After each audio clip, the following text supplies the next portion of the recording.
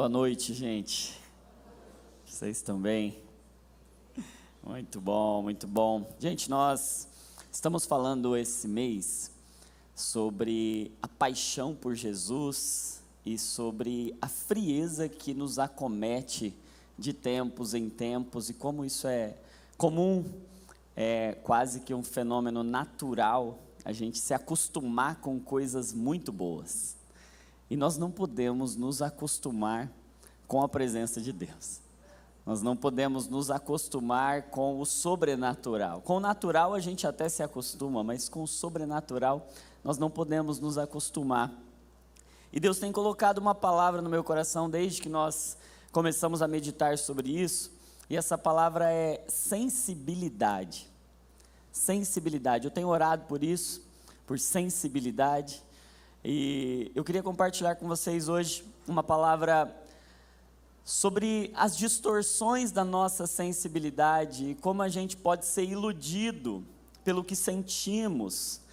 E essas distorções da sensibilidade podem nos roubar o mais importante. Então eu convido você a abrir a sua Bíblia comigo no Evangelho segundo escreveu Mateus, capítulo 11, verso 16. Eu vou conversar com vocês talvez sobre a parábola menos conhecida da Bíblia. Uma parábola que, se eu falasse para você, me fala todas as parábolas que você lembra, dificilmente você lembraria dessa. É uma parábola que a gente lembra pouco quando fala das parábolas de Jesus. Mateus 11, 16. Vocês acharam aí? Quem achou diz amém. Está escrito assim: a que posso comparar esta geração?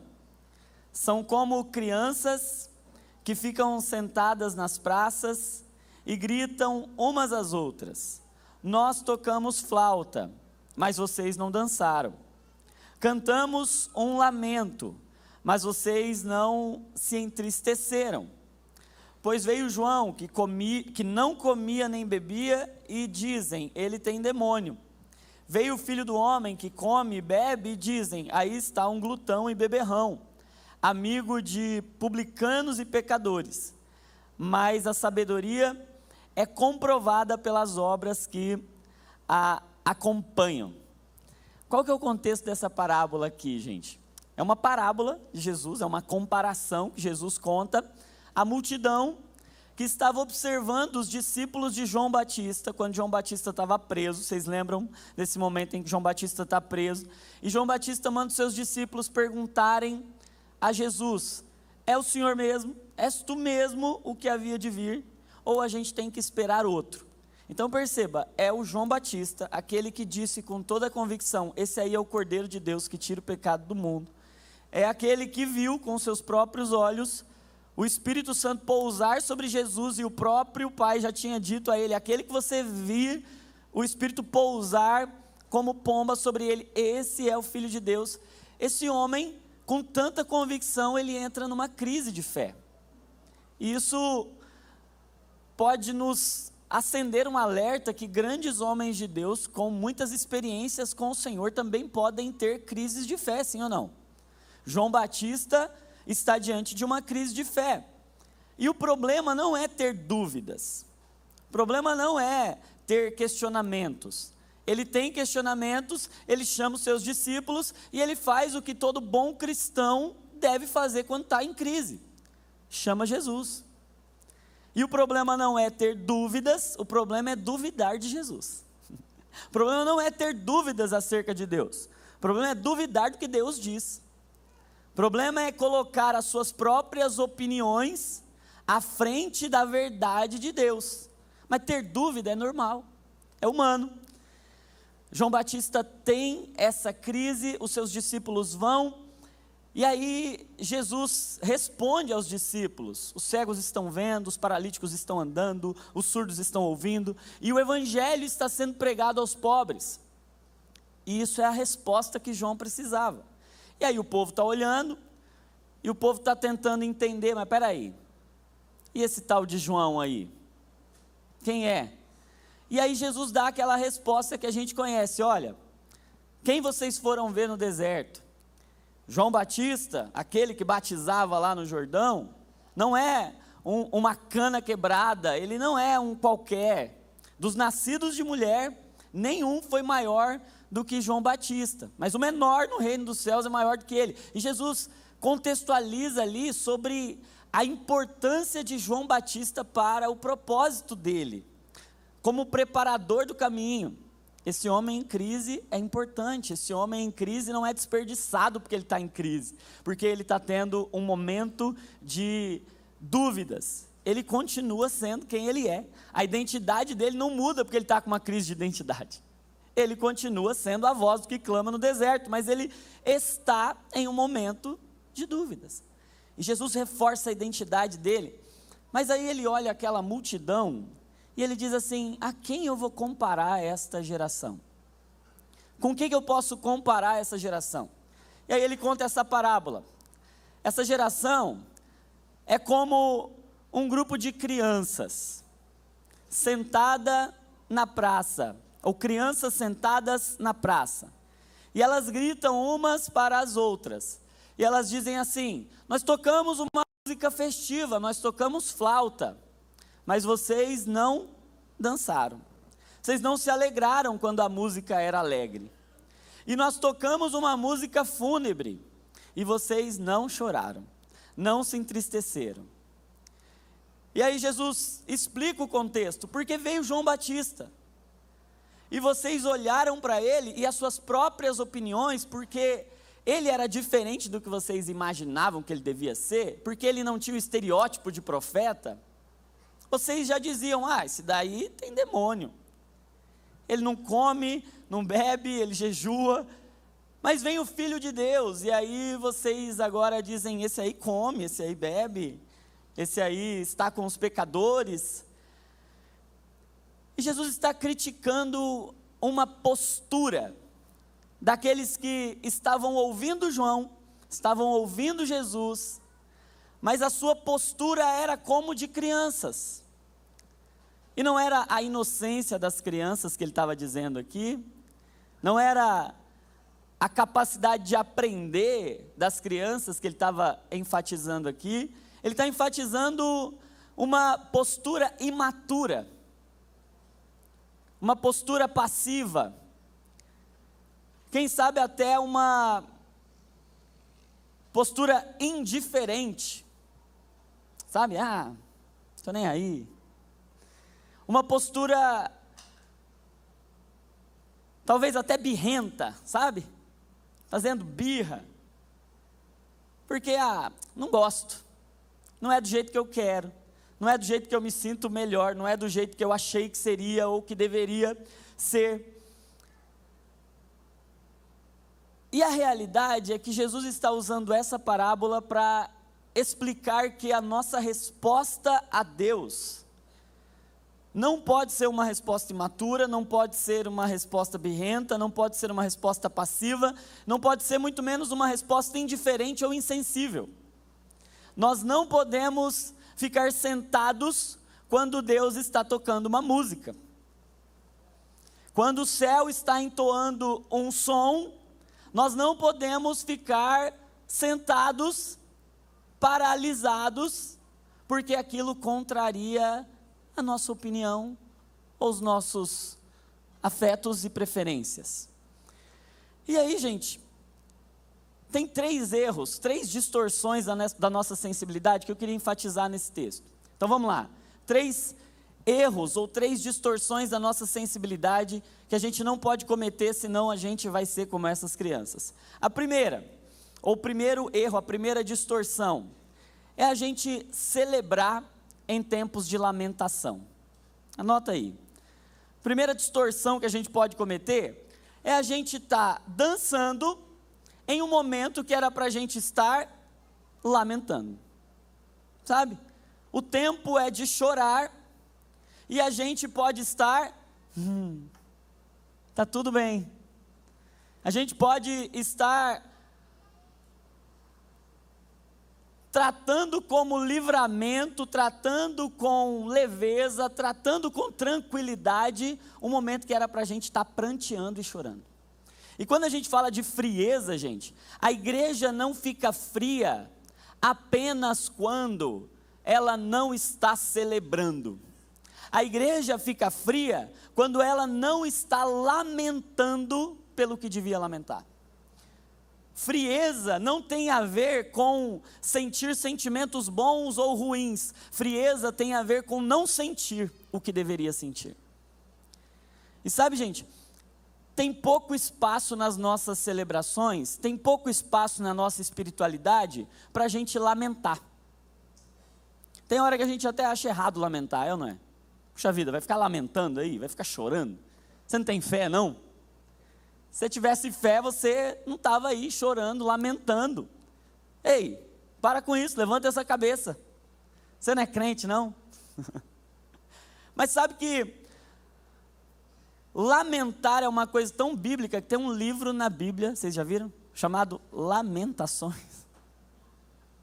Lamentações de um profeta que estava olhando para a condição do seu país, para a condição do seu povo, para a condição da nação, diante de Deus, um contexto de morte, de escravidão, contexto de idolatria, e ele chora, ele lamenta. E o que João Batista veio trazer, gente, é uma má notícia. Ele veio dizer, vocês precisam se arrepender.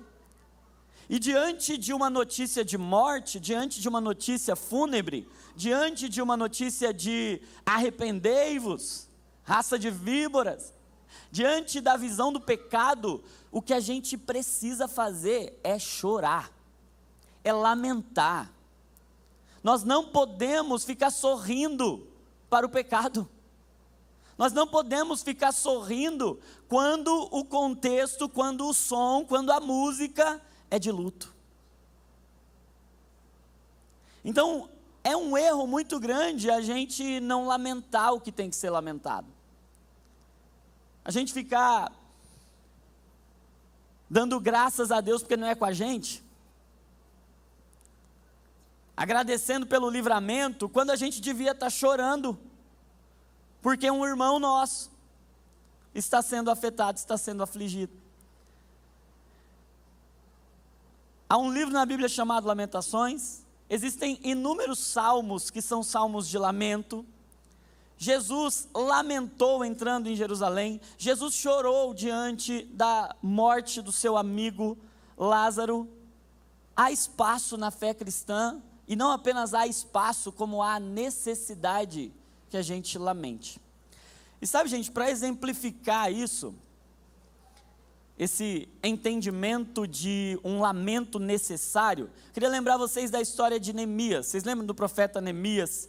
Ele está na Pérsia, ele foi levado de Jerusalém escravo para a Babilônia, está agora debaixo do regime persa, e ele é o copeiro do rei. E aí o texto diz lá em Neemias capítulo 1, que ele, quando recebe a visita do seu irmão Hanani, então era o Neemias falando com seu irmão Hanani. Aí eu falei, estava contando para Maria e para a Lívia essa semana a história, aí eu falei, é o Nenê contando para o Nani. Os dois irmãos conversando.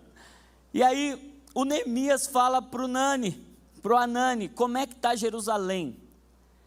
E aí a resposta de Hanani é que está uma calamidade, as portas estão destruídas, os muros estão destruídos, e há um profundo sofrimento e uma profunda humilhação para com o povo.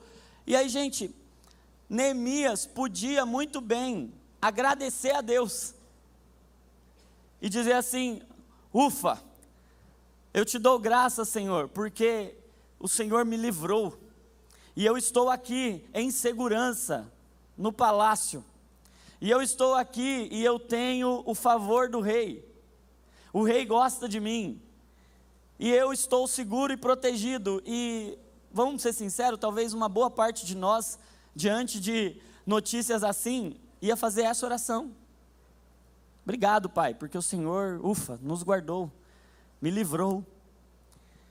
Mas o que Neemias faz, gente? Neemias diz assim, quando ouvi isso, sentei-me e chorei, Neemias 1:5. Passei dias lamentando, jejuando e orando ao Deus dos céus. E aí ele ora: Senhor Deus dos céus, Deus grande e temível, que guarda a aliança e o amor leal para com os que te amam e obedecem os teus mandamentos. E aí ele confessa os pecados do povo, lembra o Senhor da promessa, lembra.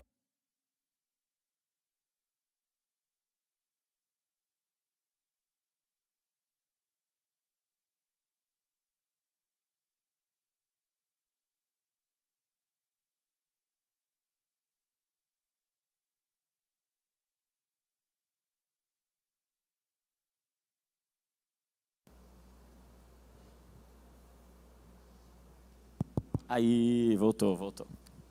Obrigado.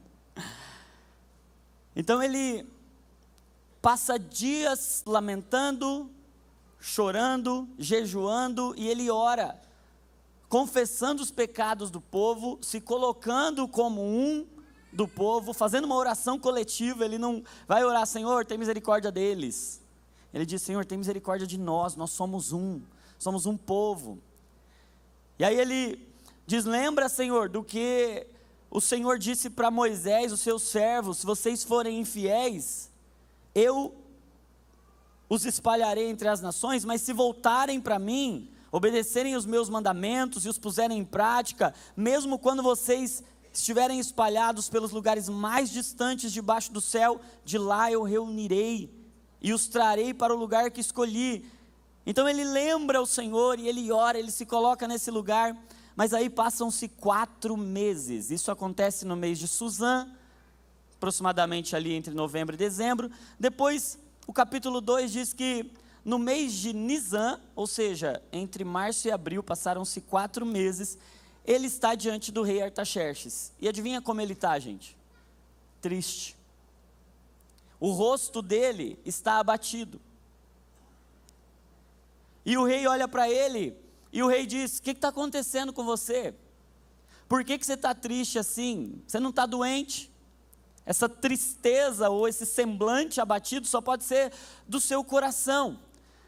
E aí, gente, olha essa combinação. Ele pega aquela tristeza, ele transforma aquela tristeza em oração, e da oração agora ele tem a coragem, mesmo com medo, porque olha só, o texto diz que ele teve medo de falar para o rei, mas teve coragem, porque ter coragem não é não ter medo. A gente às vezes acha que o corajoso é aquele que não tem medo, mas coragem é ter a capacidade de enfrentar o medo, mesmo quando você você está com medo, mas você enfrenta o medo, vence o medo, e ele fala com o rei, e ele conta o que está acontecendo.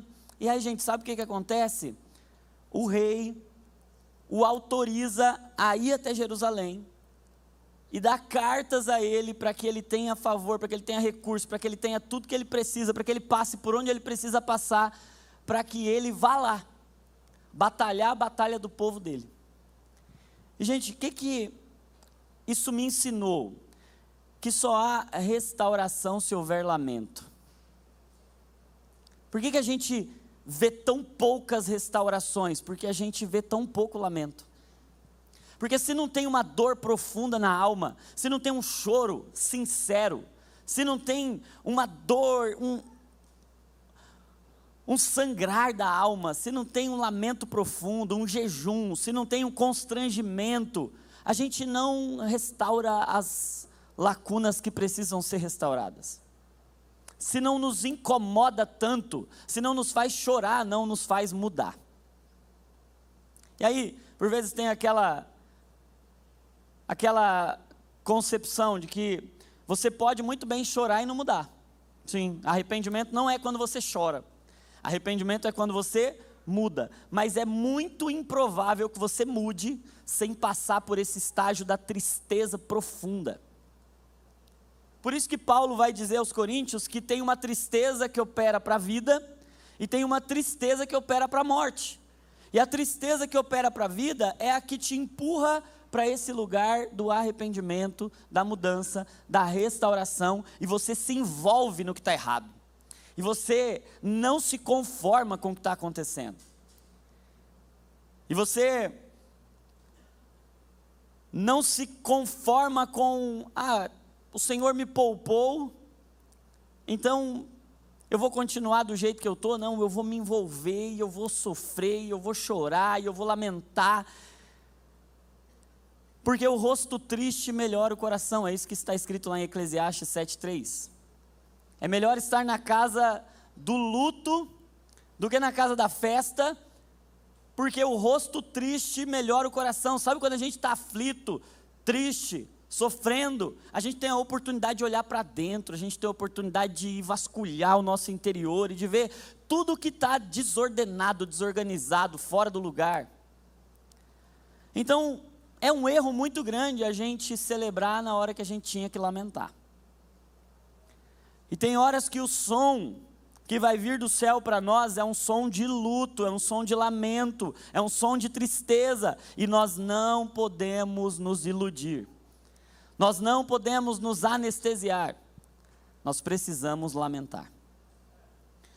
Mas tem um segundo erro, e o segundo erro é lamentar quando é tempo de celebrar. E sabe que diante de dores profundas, é muito possível que essas dores fiquem tão armazenadas dentro de nós, aquilo marque tanto a gente, aquilo machuque tanto a gente, que a gente tenha dificuldade de virar a página quando virou a estação.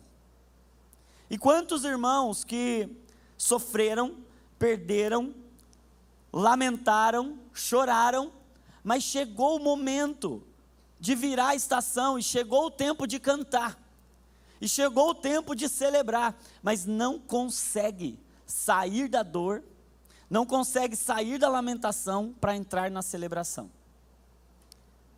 não consegue deixar o que ficou para trás. E sabe o que aconteceu lá em Neemias 8? Olha só que interessante, Neemias 1 é o texto que a gente leu.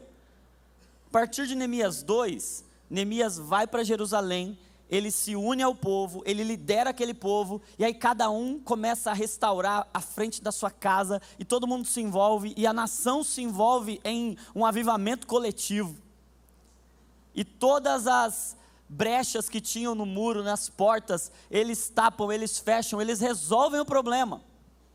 E aí em Neemias 8 acontece algo muito lindo, porque todo o povo se junta, como se fosse um só, na praça, em frente à porta das águas, e aí eles pediram que Esdras, o escriba, trouxesse o livro de Moisés, o livro da lei, que estava perdido no meio dos escombros. Olha só como o lamento é bom, ele faz a gente achar o que estava perdido. No primeiro dia do 7º mês, Esdras trouxe a lei diante da assembleia, e aí ele leu em voz alta, desde o raiar da manhã até o meio-dia. Olha que cena linda, a Bíblia sendo aberta de novo, e ele lendo desde o amanhecer até o meio-dia sem parar. Olha só que lindo, hein? E todo o povo parado assim, ó, todo o povo como se fosse um homem só, ouvindo aquilo que a palavra estava dizendo. E aí todo o povo começou a dizer amém, amém, e Esdras louvou o Senhor, o grande Deus, e todo o povo ergueu as mãos e adoraram ao Senhor, e se prostraram com o rosto em terra. Gente, olha que cena incrível.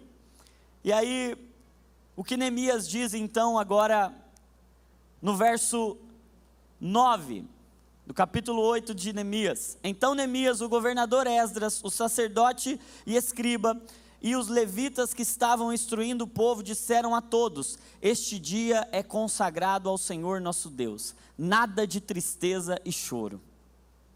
Pois todo o povo estava chorando, enquanto ouvia as palavras da lei. Neemias acrescentou: podem sair, comam e bebam vinho doce, repartam com os que nada têm preparado, este dia é consagrado ao Senhor, não se entristeçam, porque a alegria do Senhor é a sua força. Chega um tempo em que o Senhor nos visita, e coloca coisas em ordem, e nos dá a sua palavra, e nos dá a sua promessa, e entra na nossa dor, e fecha a nossa ferida, e quando esse dia chega, nós não podemos continuar como estávamos. O coração precisa mudar. E aí Neemias diz: ei, não é hora agora da gente ficar lamentando pelo que passou, Não é hora da gente ficar preso no passado.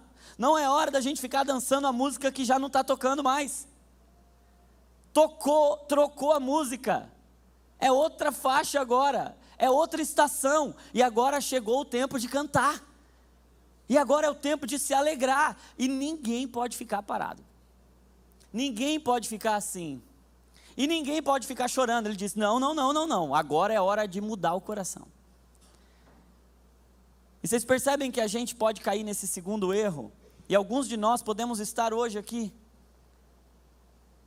ainda presos a dores do passado, lamentando quando era para a gente já ter entrado na celebração.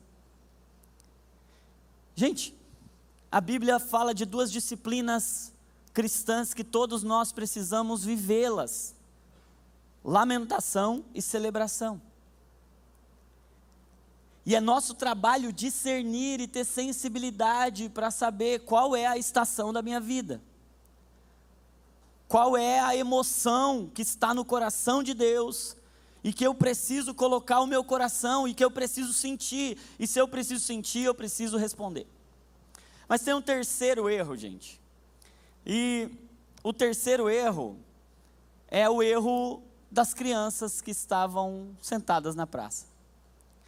Então a gente pode errar lamentando quando era para celebrar, a gente pode errar celebrando quando era para lamentar, mas a gente pode errar quando a gente nem celebra, nem lamenta. E a gente fica simplesmente sentado num banco da praça ou da igreja. E aí vem uma música, e vem outra música, e vem outra música, e vem uma palavra, e vem outra palavra, e vem outra palavra, e como nós estamos sentados. Às vezes a gente até levanta, às vezes a gente até levanta a mão, às vezes a gente até muda a posição do corpo, mas a posição do coração continua indiferente, insensível ao som que está ecoando no céu. Sem dançar a música que o Senhor colocou para a gente dançar, sem chorar o choro que nós precisávamos chorar, sem sorrir o riso que nós precisávamos sorrir. E gente, eu penso que pior do que a dor é a insensibilidade. Sentir dor é muito ruim, mas é muito pior não sentir nada. Porque quando você sente dor, você acorda. Quando você sente dor, você muda. Quando você sente dor, você pede ajuda. Quando você sente dor, você reconhece que precisa do Salvador. Salvador. Mas quando você não sente nada, você fica como os fariseus. Não preciso, está tudo bem. A insensibilidade é uma doença muito pior do que a dor. A dor, na realidade, é um sinal. A dor é graça. Porque a dor mostra a gente que alguma coisa está fora do lugar. Você não sente dor à toa. Quando você sente dor é porque alguma coisa está precisando de ajuda. Alguma coisa está precisando de atenção. Você fica muito tempo em pé, dói a perna. Por quê? Porque você precisa mudar de posição. Porque se você fica naquela posição, você vai lesionar, você vai machucar. A dor é graça. A insensibilidade é desgraça. Porque a insensibilidade te faz permanecer como você está. E a pior coisa que pode acontecer com a gente nesse mundo é permanecer como a gente está. A passividade, é a indiferença, é a insensibilidade, que é um sinônimo de insensatez. Sabe o que é insensatez? É não ter sensibilidade, é não sentir o que tem que sentir. E gente, nós podemos estar anestesiados no momento em que deveríamos estar extasiados. Era para a gente estar extasiado, mas a gente está anestesiado. Era para a gente estar alerta, desperto, e nós estamos adormecidos, distraídos, desatentos, pensando no amanhã, preocupado com problemas que ainda nem existem. E a gente não está sentindo o aqui e agora, e desfrutando disso, a gente já está, o que eu vou comer depois do culto? Lembrei você não estava pensando nisso? Alguém estava. Levanta a mão quem estava, brincadeira. Mas sabe que essa é a realidade de muitos de nós. E aí, gente, eu descobri uma coisa, sabe o que é religiosidade? Religiosidade é tudo que ocupa o vazio entre o choro e a dança. Sabe? Eu tinha que estar chorando, ou eu tinha que estar dançando, mas eu não estou em nenhum dos dois lugares. Aí sabe que lugar que eu estou? O lugar da religiosidade. Gente, quando eu estou aqui na igreja, e eu não estou chorando de arrependimento, ou eu não estou celebrando e exultando pela salvação, eu estou no lugar da religiosidade, e eu estou nesse lugar, entre o choro e o canto, a celebração. Porque João Batista trouxe essa mensagem: você precisa se arrepender, você tem um monte de coisa que afeta muito você, afeta muito Deus e compromete demais quem você é, e você não pode permanecer como você está, e você precisa chorar e você precisa mudar. Mas Jesus vem dizer: ei, apesar de toda a sua perdição, e não anula nada do que João Batista disse, você é muito mais pecador do que você imagina, mas você é muito mais amado do que você pode imaginar. Então a tristeza pelo pecado não pode ser maior do que a alegria pelo perdão. Onde abundou o pecado, a graça superabundou. Então você não pode ficar preso em um desses lugares, porque sim, você vai receber perdão, graça, amor, salvação, mas no próximo dia, talvez no mesmo dia, você vai descobrir uma outra parte de você que você precisa chorar. E uma outra parte, talvez não de você, mas do corpo, pela qual você precisa chorar, pela qual você precisa se importar. Gente, sabe que eu percebo, tem muita gente que é muito tranquilo, e não é porque confia muito em Deus, é porque se importa pouco com os outros.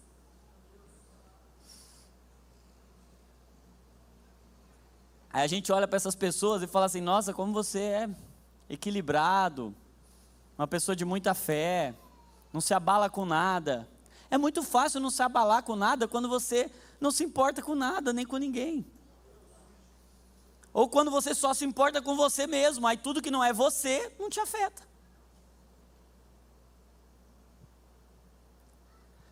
E Deus está querendo tirar a gente desse lugar, e levar a gente para um lugar de Neemias, e tirar a gente da frieza, da passividade, de vir aqui, ouvir uma música legal, uma música bonita, uma música que mexe com a gente, que emociona a gente, mas que não coloca a gente nesse lugar de profundos afetos, de entranháveis afetos. Sabe quando Paulo diz: meus irmãos, eu tenho entranháveis afetos, ou seja, isso mexe nas minhas vísceras, isso me consome, isso me abala, isso solta até meu intestino.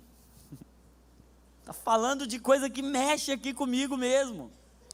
Minhas entranhas são afetadas por vocês, eu me importo com vocês. Eu sinto dores de parto por vocês. Olha isso, gente, tem dor maior que a dor do parto. Então, a fé cristã não é estática, e me atrevo a dizer que ela não é nem estável, porque estabilidade é a gente achar que a gente vai ficar assim o tempo todo, ó, uma linha retinha, e não dá para ser uma linha retinha o tempo todo, porque vai ter hora que a gente vai ter que chorar, lamentar, se arrepender, chorar, pedir perdão. Vai ter hora que a gente vai ter que ter coragem, e em meio àquela dor toda a gente falar assim: eu vou me envolver nisso aí. E vocês viram, gente, no último mês, como a igreja unida, envolvida por uma causa, é capaz de movimentar toneladas de amor. Como a gente, com uma convocação, a gente se importou com a dor de uma parte da nossa nação, e quantas toneladas, quantos movimentos, e como isso afetou a nossa cidade, como isso afetou a região inteira, porque a gente se importou, porque a gente chorou lamentou, porque a gente se envolveu. Olha o poder de uma igreja que lamenta, de uma igreja que se envolve, que se importa, que sofre. Então, quando nós estamos falando aqui sobre não sermos uma igreja fria, nós não estamos falando apenas de fazer mais barulho na hora do louvor ou de sentir uma coisa mais gostosa, porque não é sobre sentir uma coisa mais gostosa. Por mais que em muitos momentos a gente vá sentir uma experiência extasiante que a gente não sente em nenhum outro lugar, e é gostoso demais estar em Cristo. E tem uma plenitude de alegria, e tem um prazer, e tem uma completude que em nenhum outro lugar a gente vai ter, mas não vai ser assim o tempo todo. Vai ter hora que o que a gente vai sentir é a pior dor que alguém pode sentir. E isso não é ser menos cristão, talvez isso seja ser mais. Talvez isso seja ser mais parecido com Jesus, que se entrega e que toma a sua cruz, e que vai até o fim, e que não veio para ser servido, mas para dar a sua vida em resgate de muitos. E isso vai envolver sofrimento, lamento, choro, angústia, suor com gotas de sangue. E isso é não ser frio, é ser sensível, é ter sensibilidade. Sabe, gente, nós não podemos chegar aqui sem um motivo para se arrepender e sem um motivo para celebrar.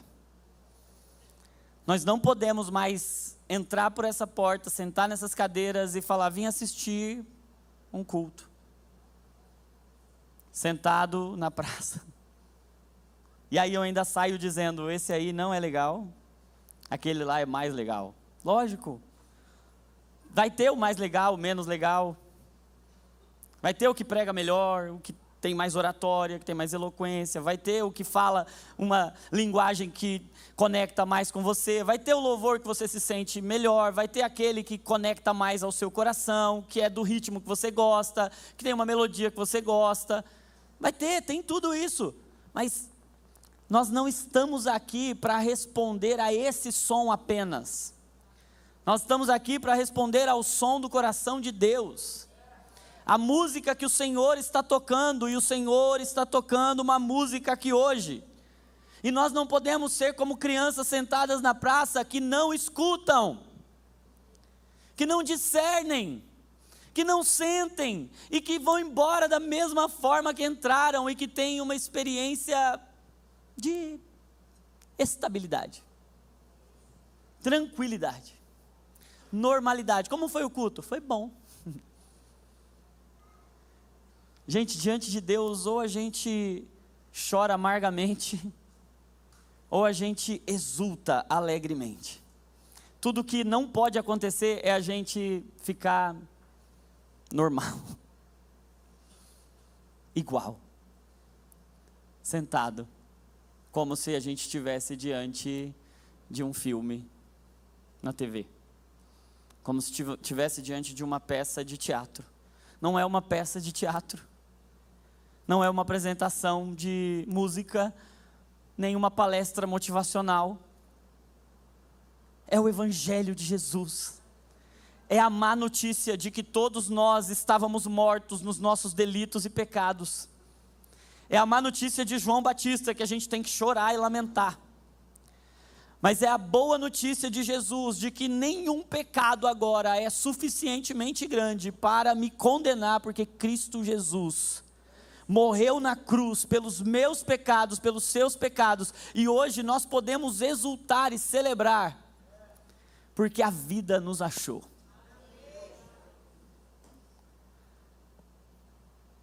Sabe, gente, eu fiquei pensando, por que a gente se torna tão insensível? E algumas respostas começaram a vir ao meu coração. Uma delas é que o pecado rouba de nós a sensibilidade.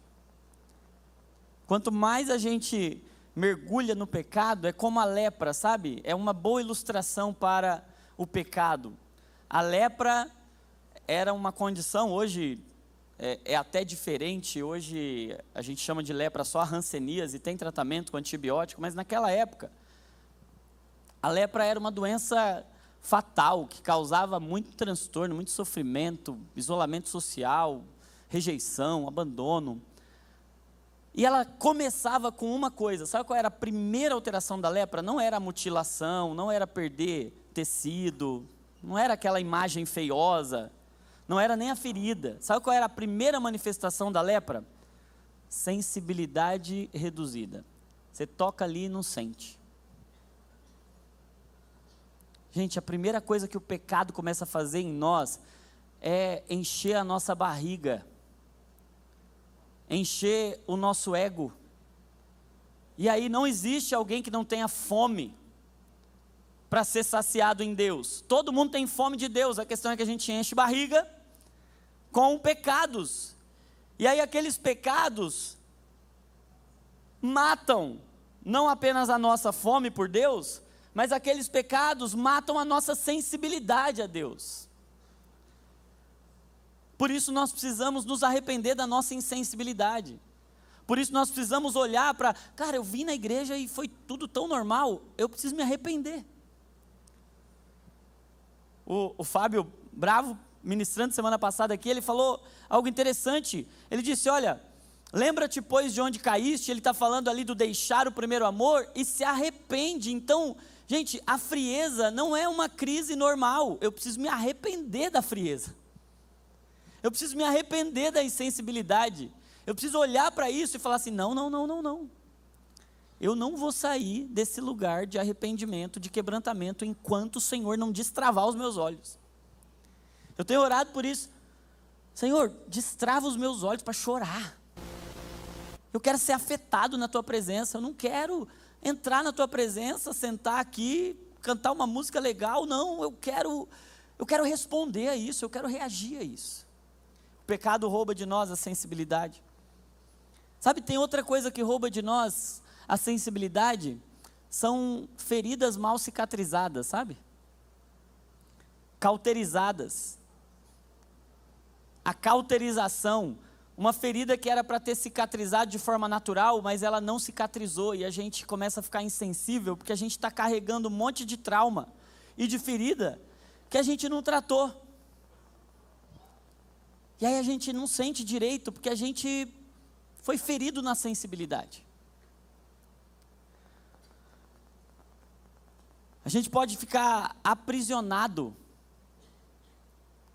porque a nossa sensibilidade, por vezes, é pressionada para que ela seja sufocada. Quantas vezes a gente não se culpa por sentir? Quantas vezes a gente não é punido, não é reprimido, não é desestimulado a lamentar, a chorar? A gente tem um problema sério com o choro. E aí a gente vai matando a sensibilidade, aprisionando ela. Por vezes a nossa sensibilidade pode estar afetada porque a gente está longe demais da fonte do som. Sabe, é como se a gente estivesse aqui e o som está tocando lá e eu até ouço bem baixinho, mas não o suficiente para me contagiar, porque está tão distante.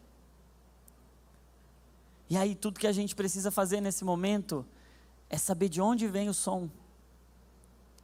E eu vou correr o caminho que tiver que correr, e se ela está lá, eu vou para lá, se ela está aqui, eu vou ficar, se está do outro lado, eu vou atravessar, mas eu vou atrás desse lugar de onde sai o som, porque eu preciso responder a esse som. Às vezes, eu até estou perto, mas tem tanto barulho, que eu não consigo ouvir a música direito. Gente, esse tem sido um problema da nossa geração. É tanto barulho concorrendo com o som da música que vem do coração de Deus. É tanto estímulo, é tanta voz, é tanta opinião, é tanta palavra, é tanto post, é tanto tweet, é tanta coisa que a gente tem que processar ao mesmo tempo, que o som da canção fica abafado pelas muitas vozes que a nossa cabeça tem. E aí a gente não dança, E a gente fica insensível porque a gente está concorrendo. A nossa atenção está sendo disputada e a gente não consegue prestar atenção na música. Sabe, é possível que a gente esteja insensível porque tem um monte de mentira, como os que diziam acerca de João, esse aí tem demônio, é mentira. Mas a gente cria um monte de mentira na nossa cabeça que convence a gente, que confunde a gente. E todos nós, não sou só eu, você também acreditou em um monte de mentira. E sabe, tem um versículo na Bíblia que diz assim: conhecereis a verdade e a verdade vos libertará, João 8,32.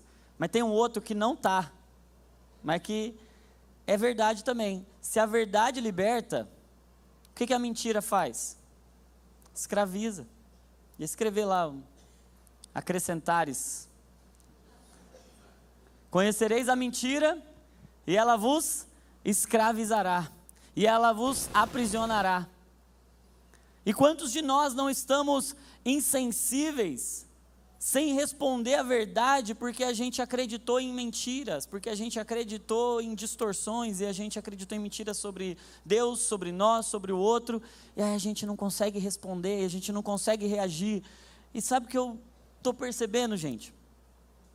Responsável é aquele que responde.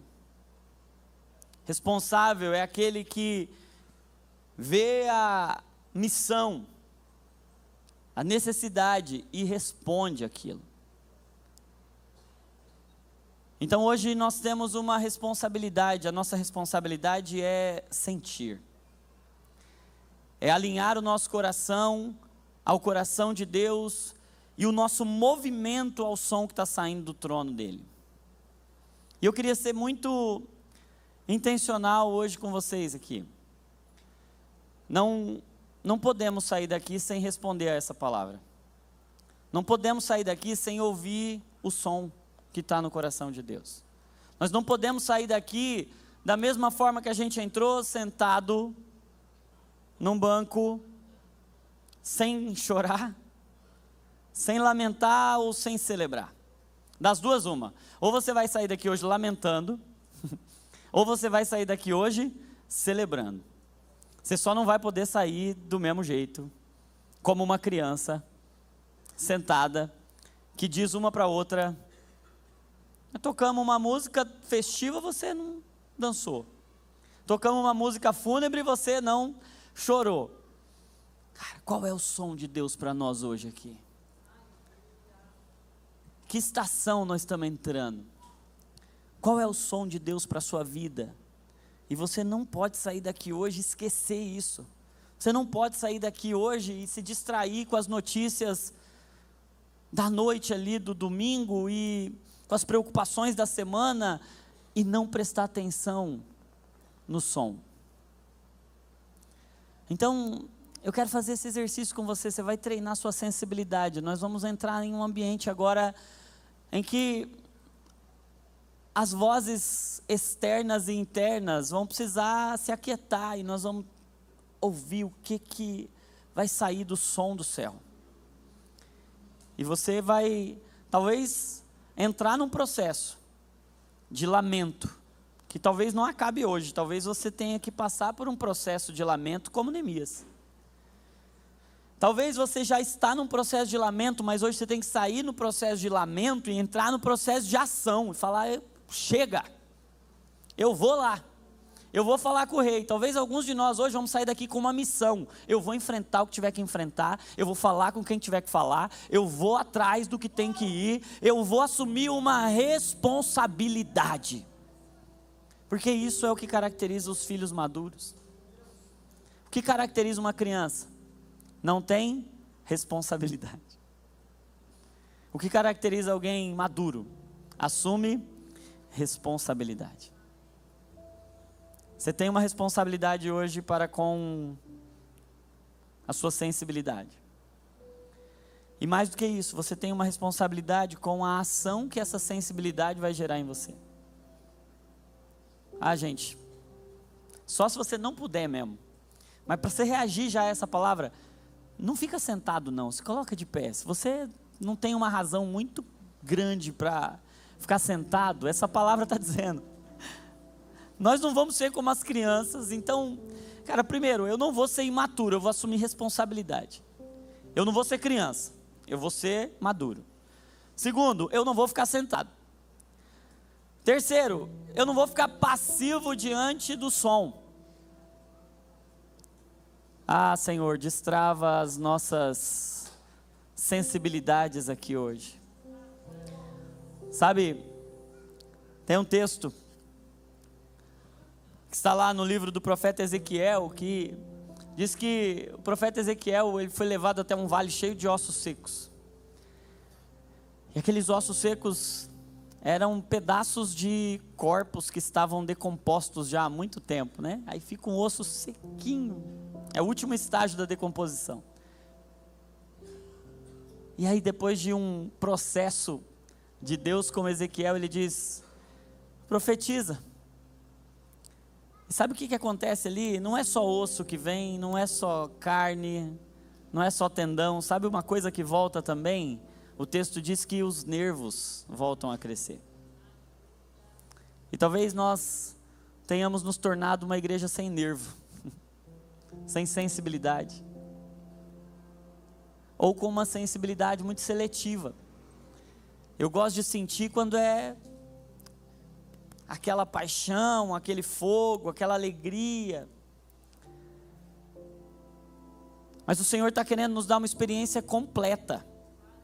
E o completo é aquele que sabe padecer e sabe se compadecer. Sabe ter pouco e sabe ter muito. Sabe ter fartura e sabe ter necessidade. Ele sabe celebrar e ele sabe lamentar. Ele aprendeu o segredo do contentamento.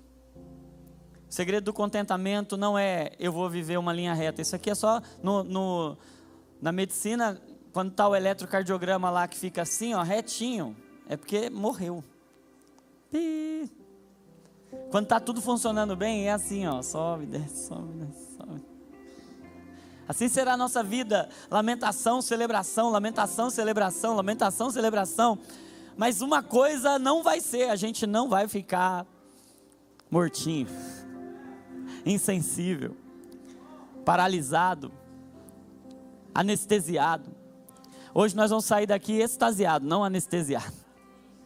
A presença de Deus vai tirar de nós a anestesia, a insensibilidade, e vai colocar em nós talvez uma alegria profunda, porque, sabe, o Senhor está querendo tirar algumas pessoas de lamentos que já duraram um tempo demais. Hoje o Senhor vai destravar algumas pessoas da prisão, da dor do passado. Algumas pessoas que estão presas em lutos que já passaram há muito tempo, que a estação já mudou, o Senhor já virou a sua página e você ainda está lá, e você ainda está preso no que perdeu. E hoje o Senhor está dizendo, ei, o tempo de cantar chegou para você. Chegou o tempo de você assumir uma outra posição. Chegou o tempo de você sair do palácio. Chegou o tempo de você sair do lugar onde você está e entrar em uma nova parte da sua vida, em um novo tempo, uma nova temporada. Mas talvez algumas pessoas precisam hoje sair do lugar da passividade e olhar para os pecados, olhar para vícios, e olhar para deformidades do caráter, e olhar para distorções da sua essência, do seu caráter, e dizer assim, eu não admito isso mais. Eu vou entrar num profundo lamento, eu vou fazer jejum, eu vou chorar, eu não vou sair desse lugar. Eu vou vir na igreja de manhã, de tarde, de noite, segunda, terça, quarta, eu vou confessar para um, para outro, eu vou pedir ajuda, eu vou no psicólogo, eu vou tomar remédio. Eu só não admito permanecer de um jeito que não é a vontade de Deus para mim.